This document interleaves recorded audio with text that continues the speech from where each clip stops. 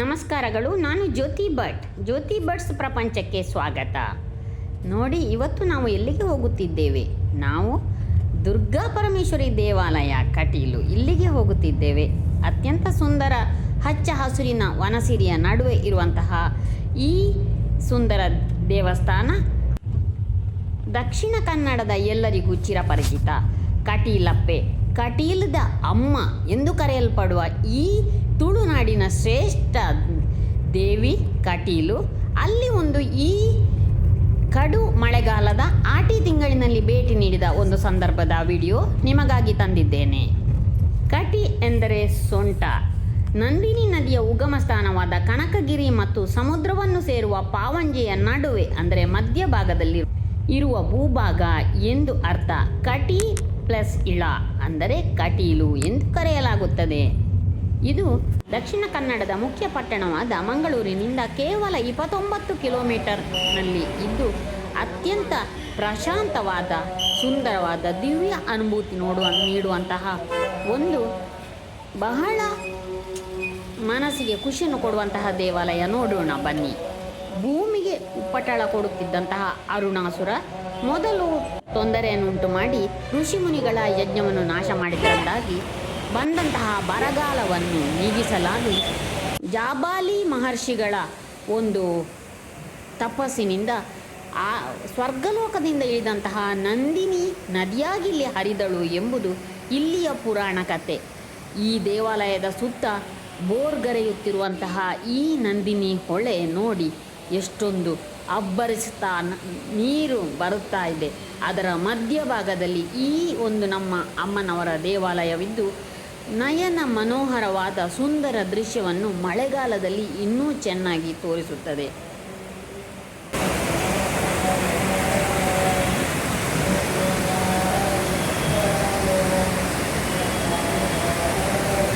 ನಮ್ಮ ತುಳುನಾಡಿನಲ್ಲಿ ಆಟಿಯಲ್ಲಿ ಬಹಳವಾಗಿ ಮಳೆ ಬಂದು ಈ ಹೊಳೆ ತುಂಬಿ ಹರಿಯುತ್ತದೆ. ಇಂಥ ಸಂದರ್ಭದಲ್ಲಿ ನಾವು ಒಮ್ಮೆ ಅಲ್ಲಿಗೆ ಭೇಟಿ ನೀಡಿದ್ದೆವು. ಅದರ ವಿಶೇಷ ದೃಶ್ಯಾವಳಿಗಳನ್ನು ನಿಮಗಾಗಿ ವಿಡಿಯೋ ಮಾಡಿ ತಂದಿದ್ದೇನೆ.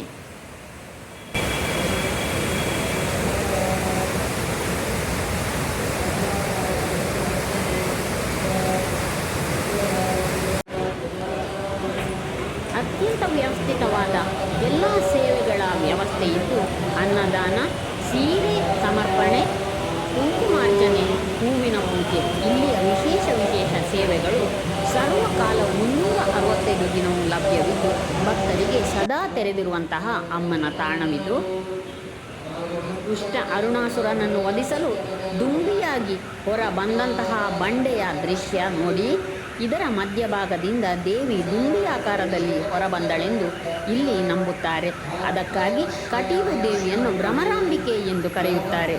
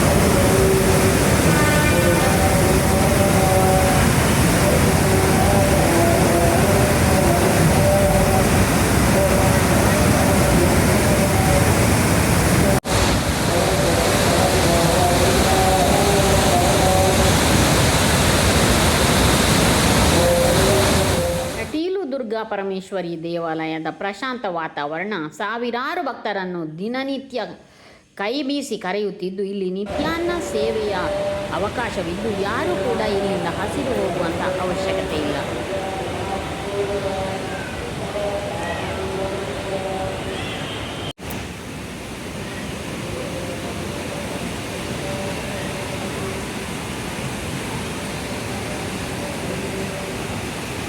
ಇಲ್ಲೊಂದು ತೆಗೆರ್ತೀರಾ?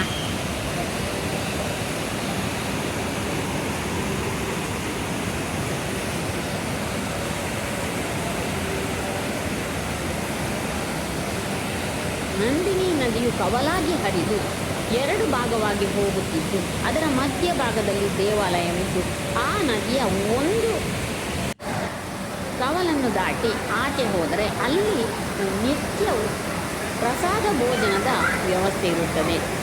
ಅತ್ಯಂತ ವ್ಯವಸ್ಥಿತವಾಗಿ ನಡೆಯುತ್ತಿರುವ ಈ ಕಟೀಲು ದೇವಾಲಯದ ಈ ಮಳೆಗಾಲದ ಸುಂದರ ದೃಶ್ಯಾವಳಿಗಳನ್ನು ನೋಡಿ.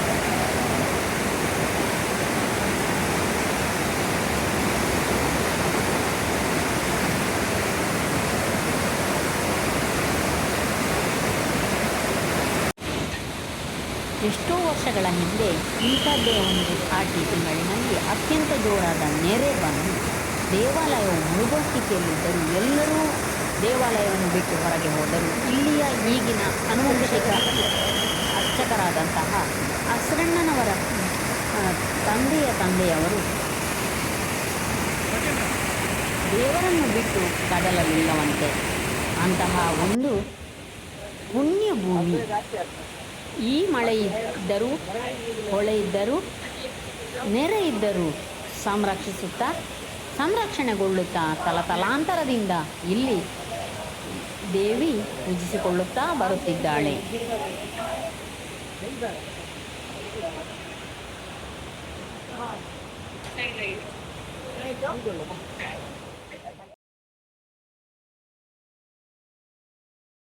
ಈ ದೇವಾಲಯದ ಕೆಳಗೆ ಯಕ್ಷಗಾನ ಸೇವೆ ಬಹಳ ಪ್ರಸಿದ್ಧಿ. ವರ್ಷದಲ್ಲಿ 6-7 ಮೇಳಗಳನ್ನು ನಡೆಸಿಕೊಂಡು ಬರುತ್ತಿದ್ದು ಯಕ್ಷಗಾನ ಸೇವೆ ಕಟೀಲು ದುರ್ಗಾ ಪರಮೇಶ್ವರಿ ಪ್ರಸಾದಿತ ಯಕ್ಷಗಾನ ಮಂಡಳಿ. ಈ ಮಳೆಗಾಲದಲ್ಲಿಯೂ ಸಾಧಾರಣ ಇಂದಿನ ದಿನ 10,000 ಜನ ಊಟ ಮಾಡಿರಬಹುದು ಎಂದು ನಾವು ಅಂದುಕೊಂಡೆವು. ಇಲ್ಲಿಯ ಪ್ರಸಿದ್ಧ ಆನೆ, ದೇವರ ಸೇವೆಗೆ ಮೀಸಲಿರುವಂತಹ ಆನೆ ಮಹಾಲಕ್ಷ್ಮಿ, ಬಹಳ ಲವಲವಿಕೆಯ ಆನೆಯ ಕೈಯಿಂದ ಒಂದು ಆಶೀರ್ವಾದ.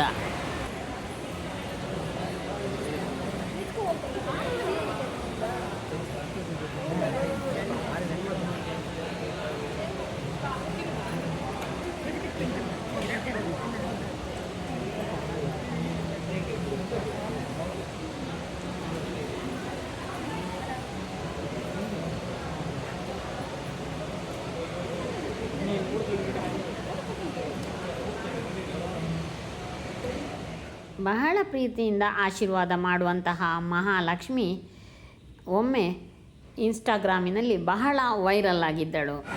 ಅವಳ ಸೊಂಡಿಲು ಆಡಿಸುವ ಲಯ ಒಂದು ಹೊಸ ನಮೂನೆಯ ಸಂಗೀತಕ್ಕೆ ಲಯಬದ್ಧವಾಗಿ.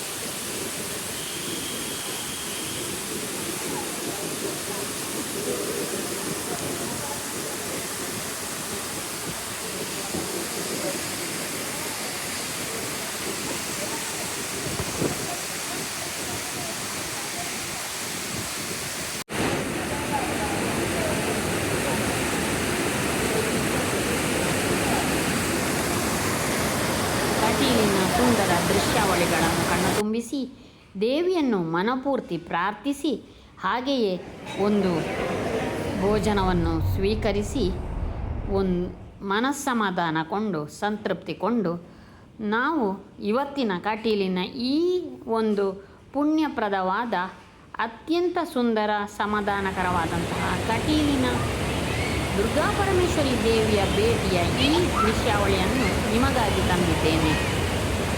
ನೀವು ಸಾಧ್ಯವಾದರೆ ಇಲ್ಲಿಗೊಮ್ಮೆ ಭೇಟಿ ಕೊಡಿ. ಮಳೆಗಾಲದಲ್ಲಂತೂ ಒಂದು ನಯನ ಮನೋಹರವಾದಂತಹ ದೃಶ್ಯಾವಳಿಯನ್ನು ಕೊಡುವಂತಹ ಈ ಕಟೀಲು ದೇವಾಲಯ ಬರಲು ತಪ್ಪಿಸಿಕೊಳ್ಳಬೇಡಿ. ಒಮ್ಮೆ ನೀವು ಬರುತ್ತೀರಲ್ಲ, ದುರ್ಗಾಪರಮೇಶ್ವರಿಯ ಆಶೀರ್ವಾದವನ್ನು ತೆಗೆದುಕೊಳ್ಳುತ್ತೀರಲ್ಲ, ನಮಗೆ ಯಾವಾಗ ಬೇಕಾದರೂ ಎಂದಿದ್ದರೂ ಯಾವುದೇ ಕಷ್ಟ ಇದ್ದರೂ ಯಾವುದೇ ಸುಖ ಇದ್ದರೂ ಹೇಳಿಕೊಳ್ಳಲು ನಮಗಿರುವ ಅಮ್ಮ ಅಂದರೆ ಕಟೀಲದಪ್ಪೆ ದುರ್ಗಾಪರಮೇಶ್ವರಿ. ತುಳುನಾಡಿನ ಆರಾಧ್ಯ ದೈವ ಕಟೀಲು ದೇವರ ಒಂದು ಸಂದರ್ಶನ, ಅದರ ಒಂದು ಸಾರ್ಥಕತೆಯ ಭಾವವನ್ನು ನಿಮಗಾಗಿ ವಿಡಿಯೋ ಮಾಡಿ ತಂದಿದ್ದೇನೆ. ನೋಡಿದ್ದಕ್ಕಾಗಿ ಧನ್ಯವಾದಗಳು.